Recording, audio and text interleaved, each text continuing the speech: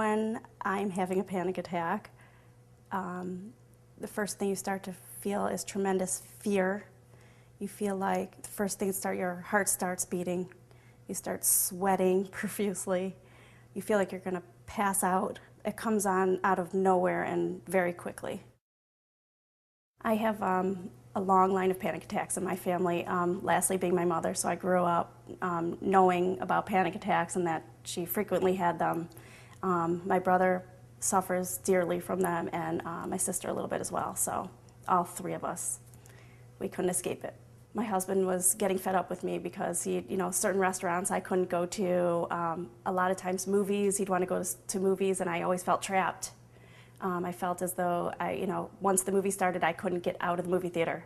He got frustrated with me, there was no doubt about that. He did not understand it. When I was working, when people would sit in my chair and all of a sudden we'd be talking, everything would be going really well, and all of a sudden I just feel like I was going to pass out, and I'd have to go home and just go to sleep.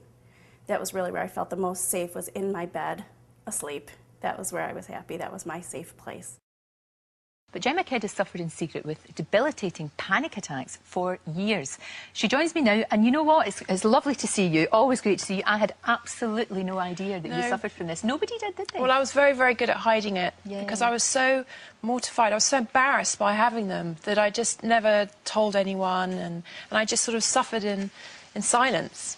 But I've had them for like 15 years. So when did it start? When did you start? It started in my late teens, early 20s. And I don't know if it was sort of the transition of sort of going through that, leaving school and then not quite knowing what to do. Sure.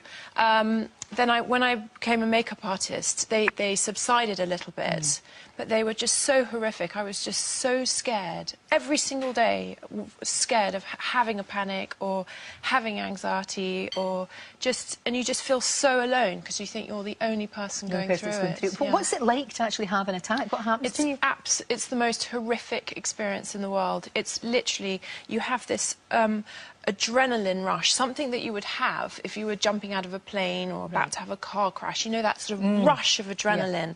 And I would have it just sitting on the sofa, driving my car, going to the supermarket, and your heart's racing, you get confused, your hands tingle, you think you're about to die, you think you're about to faint, it's just the most horrific experience. That I can't tell you. Absolutely awful, and it happened even at work. You know, when you were working, it happened all the as time. Well. You know, doing makeup, I'd be backstage at a fashion show, and I'd be doing makeup, and I would just literally, I could feel my heart going and my hands sweating, and I'd have to sort of try and calm down with the breathing, or just go and walk off and come back again.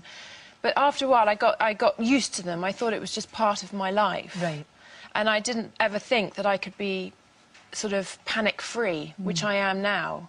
It's just like a whole new way of living. Which is fantastic. I'm not frightened anymore.